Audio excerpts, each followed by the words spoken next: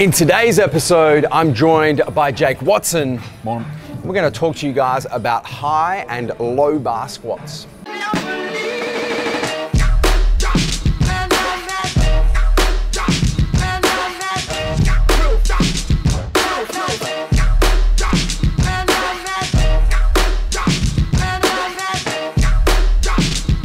Jake, my man, we are here at Zap Fitness Edwardstown. One of the biggest misunderstandings in the health and fitness community in general, whether it's the strength community, the physique-based sports community, is the difference between high and low bar squats. And the application of high and low bar squats. 100%. So let's go. Obviously, anyone that's heard me talk in any of these videos knows that, like, I love squats. All right, if I had to choose one exercise for the rest of my goddamn life, it would be squatting. Now, every now and then, I'll get people come up to me and they'll start chatting to me about squats, and they'll say something about my squat numbers, and I'll say, yeah, today I'm high bar squatting. Generally speaking, my low bar squat's a little bit stronger.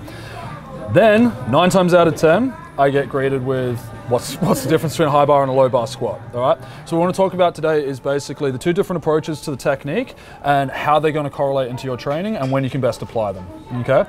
So if we're going to come across the bar, we'll get like the most obvious thing out of the way and what the differentiating factor is between a high bar and a low bar squat. Now, it's literally as obvious as it would sound, bar position on the back, okay? So in a very simple setting, a high bar squat, bar position, it's going to be sat much higher up on the traps comparative to our low bar squat, which is going to be sitting further down across the rear delt, okay? Now the difference in that is how it's going to affect our torso angle, and then that's going to affect how we activate our quads, hamstrings, and glutes coming out of the hole.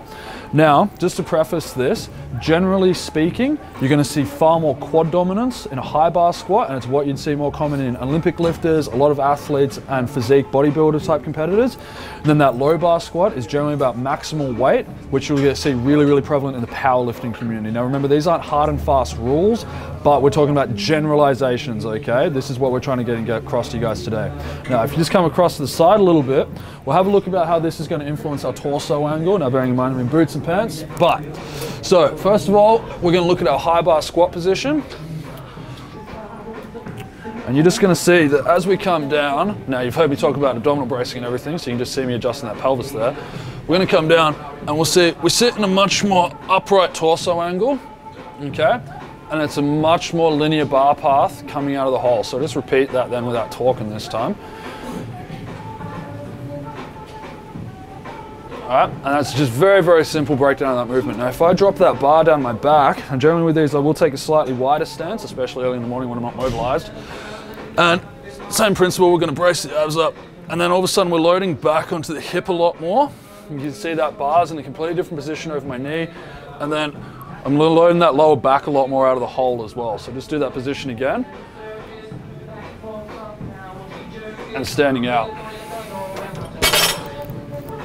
Now the differences can arguably be pretty subtle, but as soon as you start loading some weight onto that bar, the way that's going to change all of your lever positions is going to have a huge effect on the muscular recruitment between the two of them. So personally for myself, through all my years of strongman training, I generally prioritize low bar squatting because I could squat more weight. Now, as we discussed earlier, that's not necessarily the best thing to rely on when choosing a squat variant, okay? For myself, it was actually a mistake for my athletic career because while my squat kept getting bigger, my legs didn't. Now that might seem like a bit of a counterintuitive principle to a lot of people, but I could recruit far more of my glutes, which are quite strong, and my lower back, which is quite strong. Now, meanwhile, my actual quads weren't getting sufficient stimulus to keep getting stronger, which is what I needed to progress as an athlete. And that's kind of where I came to really analyzing the difference between the two of them. Conversely, someone like Joseph here, who gives a shit how much he squats? It doesn't matter if he squats 10 kilos. At the end of the day, it's how these look, everything looks. Now, same again, if he's prioritizing a low bar squat position where he may instinctively find, shit, I can move more weight, this is going to be my better option for a squat variant, it's not necessarily giving him the stimulus through his quads that he actually needs. And for a lot of people, they might find that they lack the mobility in the upper back to comfortably hold a low bar squat. I hear from this from people a lot all the time. They're like, my wrists are hurting, my elbows are hurting, because they don't actually have the retraction and the rear delt size to hold the bar comfortably there. When instinctively, that high bar position would arguably be the more comfortable and arguably the more natural squat position. So when we're looking at our two squat variants, there's just a couple takeaway points that we're going to discuss with each, okay? We're going to start with the high bar squat and why I personally would suggest it as the preferable option for a lot of you physique and bodybuilding competitors out there. Now what we're going to see is with that more upright torso position, you're instinctively going to shift more load into the quad, which for a lot of people is why they're putting squats into their workout, okay? And while squats aren't inherently the best option for quad development all the time, if you are going to do it, make sure you're using the right variant for you. So prioritizing a low bar position over that, where you can very easily be shifting more load into your glutes and lower back, it's not going to be the most efficient way to grow your quads. Conversely, the superior leverage position of a low bar squat, and again, these are generalized statements, they're not going to be universal for all people because we all have individual levers, but generally speaking, the better leverage position of a low bar squat's going to allow you to move more weight. So if you just want to get into the gym and like, you know, be able to get to that point where you're loading 5 plates aside up onto the bar, always going with that high bar positions, not necessarily going to be the most efficient way. Like, you know, sometimes moving weight's not about being strong, it's just about being efficient. Shortening lever lengths, finding the least distance you have to move that bar to move the least amount of weight. That's why you see people arch their back in bench presses, why people sumo deadlift. And again, not hard and fast rules, these are generalizations, but it's where they apply. Now, personally, in my squatting career, and I've like, you know, I like to think I'm a reasonably okay squatter, the sweet spot is in knowing when and how to apply both. So at the moment, I'll be doing a cycle of high bar squatting. Once I've pretty much reached where I want to be with that, I'll swap to a low bar. And then conversely, I'll change through. And that's because I'm trying to attack my leg strength from a couple of different angles. So that's why I'll apply it that way, because a lot of the things that go right in my low bar, I'm quite weak in my high bar, and conversely. So that's what we've talked about before in terms of looking at and identifying weaknesses and finding how to make those exercises work for you. So you might be doing a lot of squats, but discovering that your quads aren't growing. Do a high bar cycle.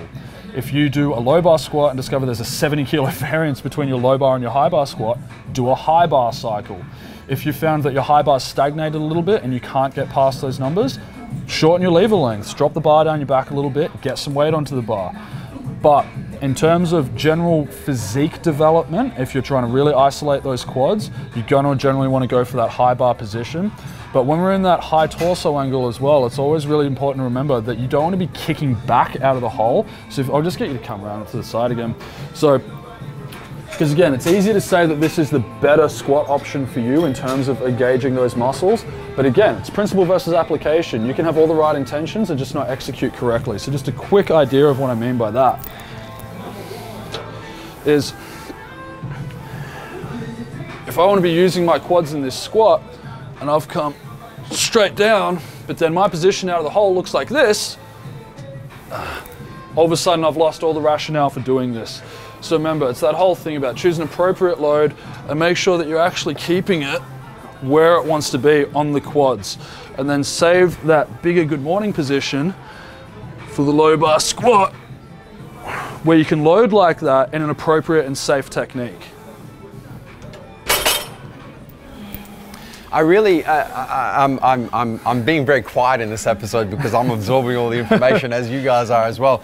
But I really like this because it is a really good example of the difference in mind-muscle connection as well, right? The fact that you can do like the exact same exercise, move where the weight is being applied, and you can go change it completely, and completely change the muscles that are being recruited. And it comes back to the mind-muscle connection that I speak about all the time. Where you know, if you're a power lifter or a strongman or an athlete looking to increase your squat for the sake of increasing your squat, you're trying to do it the most efficient. You're trying to get the weight from point A to point B the most efficient way possible, and you really don't care what muscle you use to do it. Remember, we're paraphrasing a lot of principles here. But like when you look at that straight away, that bar has to move a little bit less distance because it's further down the back. It's easier to squat in a more open hip posture, which again, shortening your distance. It's the difference between like squatting absolute arse to grass versus just breaking parallel. It's about efficient movement of weight,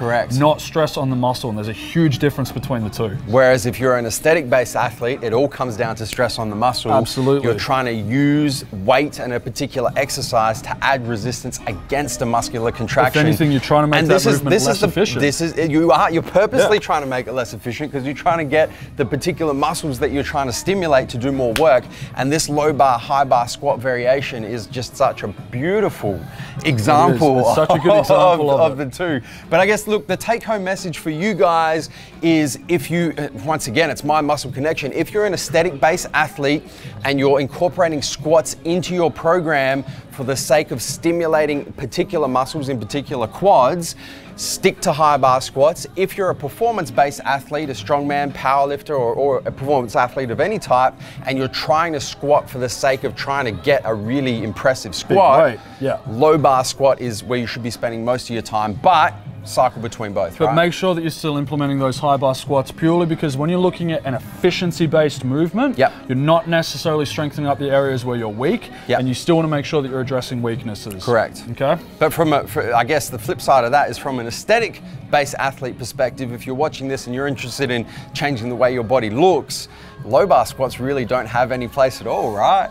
Well, arguably not, man. And again, like, you know, this is always a subjective opinion of myself, and like just through my career as a coach and everything like that. But I can just anecdotally say that I've seen a lot of blokes with really big low bar squats without very big quads, and very goddamn big lower backs.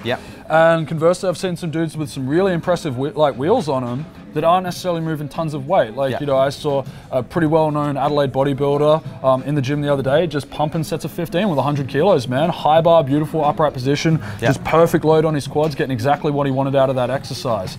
And like, you know, a good analogy I use to someone is, I do high bar squats to build my legs, to build my glutes, to build my core strength through that movement. And when I'm trying to do my high bar squats, I'm really focusing on like engaging those muscles. And if you actually go on my Instagram channel at the moment, just Watson_massage, I've got some decent videos of me doing some squats where you can see I'm just working that technique.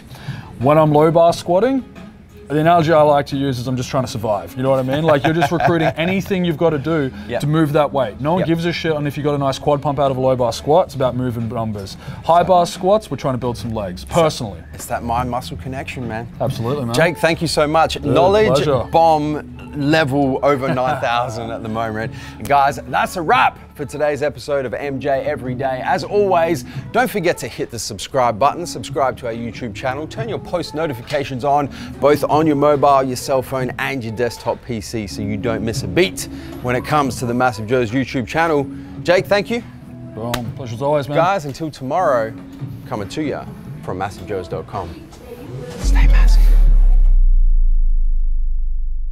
Thank you for tuning into this video. We hope you enjoyed watching. Don't forget to check out our latest upload and our recommended video, and be sure to subscribe to the Massive Joes YouTube channel to stay up to date with all of our latest uploads.